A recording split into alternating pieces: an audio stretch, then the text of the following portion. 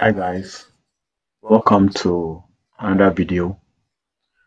In today's video, we are diving into some key concepts in probability and statistics.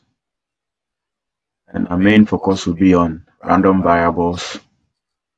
We look at their types, probability distribution, and what a range space is. Don't worry, I'll break it all down with simple examples so you can understand it once and for all. So let's begin. What is a random variable? What is a random variable?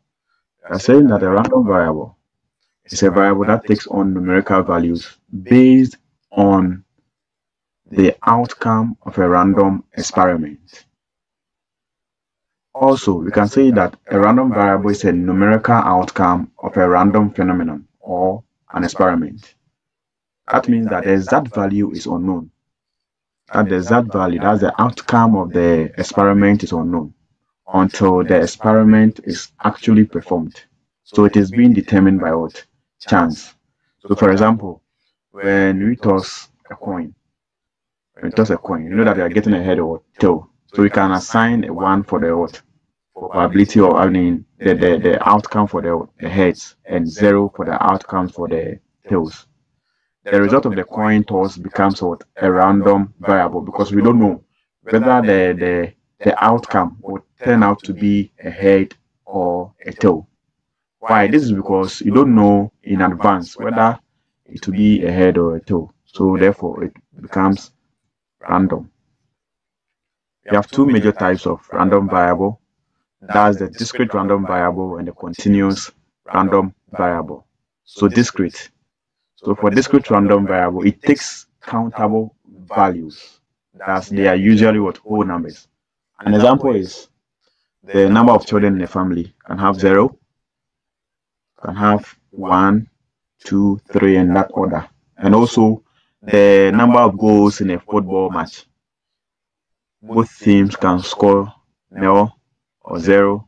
Can have one team scoring 1, 2, and 3. And also when you toss 3 coins and counting how many heads. So when you toss 3 coins simultaneously, you can have a situation whereby they all turn out to be what? 0. As in we all have them. We all have the 3 coins showing what? A toe. So that's the 0. Or we have 1, 2, and what? 3. At the same time too, you see this could they take on what? Countable values. So literally, you can have 2.5 goals in a match, or 2.5 children in a family. They take on whole numbers or the integers. Then with the continuous random variable, they also take on any values within what? A range. It could be fraction or decimals.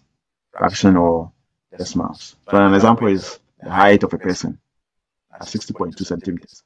Or when I come to your class and with a weighing scale, and I weigh the weight of what students seated in the class, you end up getting some 50.7 kilograms in that order, 60.5, 70.8.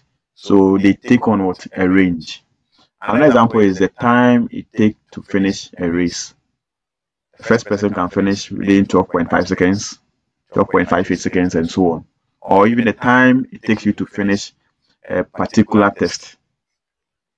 Can use 2 hours, 55 minutes, 2 hours, 10 minutes, in that order. Also, when you also take the temperature of a city in a given day, or when you have to take the temperature in a given room, you can have 28.3 degrees Celsius, 29.0 degrees Celsius, 30.5, 30.8, and that order. So these are the continuous variable. Take note that another random variable, we have discrete random variable and a continuous random variable.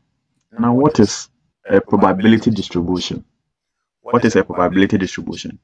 So a probability distribution links each outcome, as out of the experiment we perform, it links the outcome of an experiment to its probability. Thus, it describes how likely each value of a random variable is. For example, let's say you roll a die.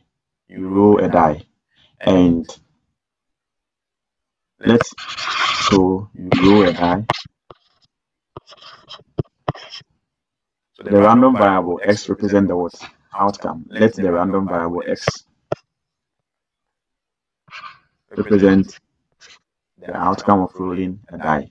So if it is x representing the outcome, you can have the one of the outcome be 1, 2, 3, 4, 5, and 6. So these are the outcome of rolling a die. And if you assign probability to this outcome, we call it what? A probability what? Distribution. So what is the probability of getting 1? That's when you roll a dice, 1/6. Probability of getting a 2 is 1/6. Probability of getting a 3 is 1/6. Getting a 4 is 1/6. Getting 5, 1/6, and 6, 1/6. Good. So when you assign what? Probability to the outcome, or when you link each outcome to what? To a probability, then we are saying that it's a probability distribution. Probability distribution. Now, what is a range space? A range space is basically what? The set of all possible values a random variable can take. The set of all possible values a random variable can take. An example is when you roll a die, the sample space, more like they are talking about the range space or the sample space, you have 1 to 6.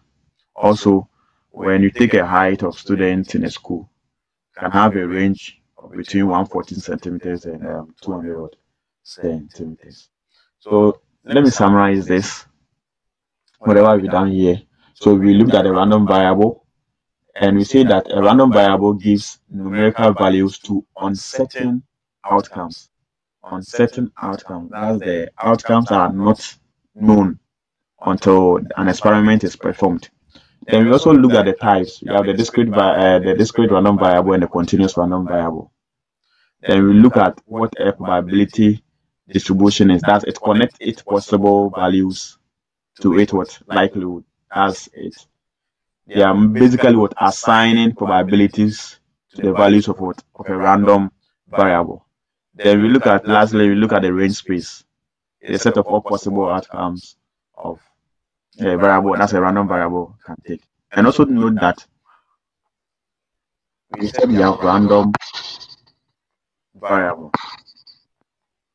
We're going to be looking at the 3 common or the major types of probability distribution.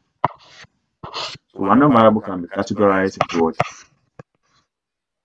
As a discrete random variable and the continuous random variable.